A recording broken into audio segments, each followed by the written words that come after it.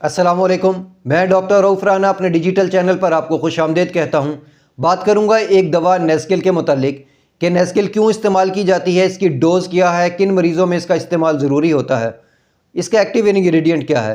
इन तमाम बातों को जानने से पहले जो सबसे ज़रूरी नोट है वो ये है कि इस दवा का इस्तेमाल कभी भी ख़ुद से नहीं करना चाहिए। ये बात दुरुस्त है कि ये एंटीबायोटिक है, लेकिन किसी भी एंटीबायोटिक का और बिलखसूस इस दवा का इस्तेमाल कभी से ख़ुद नहीं करना चाहिए और हमेशा डॉक्टर की हदायत के मुताबिक करना चाहिए।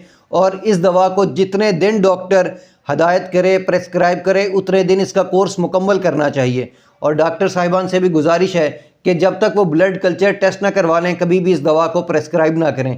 उसकी वजह यह है कि यह दवा उस मौके पर इस्तेमाल की जाती है जब मरीज़ के अंदर दूसरी अद्वियात के मुकाबले में मुज़ाहमत पैदा हो चुकी होती है, दूसरी एंटीबायोटिक अद्वियात उस पर असर नहीं कर रही होती। क्योंकि हमारे माशरे के अंदर बहुत सारे लोग रैशनल एंटीबायोटिक्स का इस्तेमाल कर रहे होते हैं, जिसकी वजह से उनके जिस्म के अंदर एंटीबायोटिक असर करना छोड़ देती है। तो ये वो दवा बचती है जो उस सूरत के अंदर असर अंदाज होती है और बैक्टीरिया को मारती है। अगर हमने इस दवा का इस्तेमाल भी रैशनल शुरू कर दिया और डॉक्टर की हदायत के बगैर शुरू कर दिया और इसका कोर्स मुकम्मल नहीं किया तो याद रखिए ये दवा भी हमारे जिस्म के अंदर असर अंदाज नहीं होगी और ये हमारी कम्यूनिटी सारी इसका शिकार हो सकती है, फिर हमारी दास्तान तक ना होगी दास्तानों में। अब बात करते हैं इस दवा के मुतालिक। ये एक स्ट्रॉन्ग किस्म का एंटीबायोटिक है। इसका एक्टिव इंग्रेडिएंट लेंजोलिड है। ये बैक्टीरिया के जो प्रोटीन है उसको ख़त्म कर देता है, जिसके नतीजे में बैक्टीरिया मर जाता है। बैक्टीरिया जो बहुत सारे इन्फेक्शन का बायस बनता है, उसको ख़त्म करने के लिए, उसको मारने के लिए एंटीबायोटिक का इस्तेमाल किया जाता है। ये दवा खुसूसी तौर पर उन लोगों में इस्तेमाल की जाती है जिनमें फेफड़ों का इन्फेक्शन हो, नमूनिया की शिकायत हो जो दूसरी अद्वियात से ठीक ना हो रही हो, या कोई स्किन का इन्फेक्शन हो, उसमें भी इस दवा का इस्तेमाल करवाया जाता है।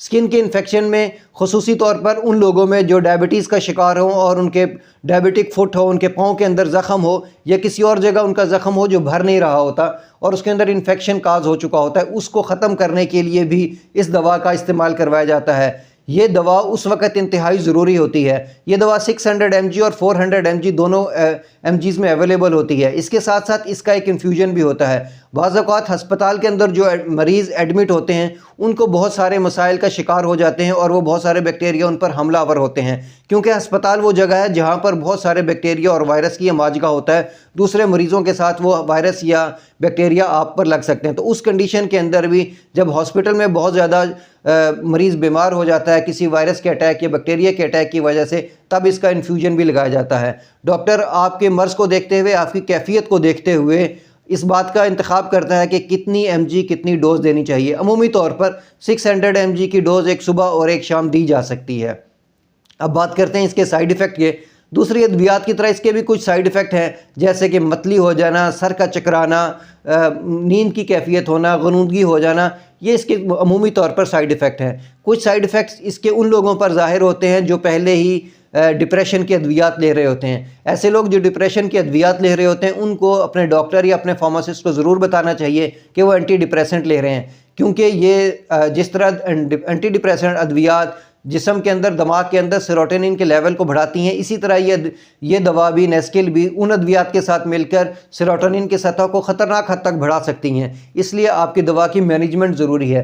कोई भी शख्स जो एंटी डिप्रेसेंट दवाइयों का इस्तेमाल कर रहा है और डॉक्टर ने उसको ये प्रेस्क्राइब की है तो अपने फार्मासिस्ट या अपने डॉक्टर से ज़रूर मशवरा करें।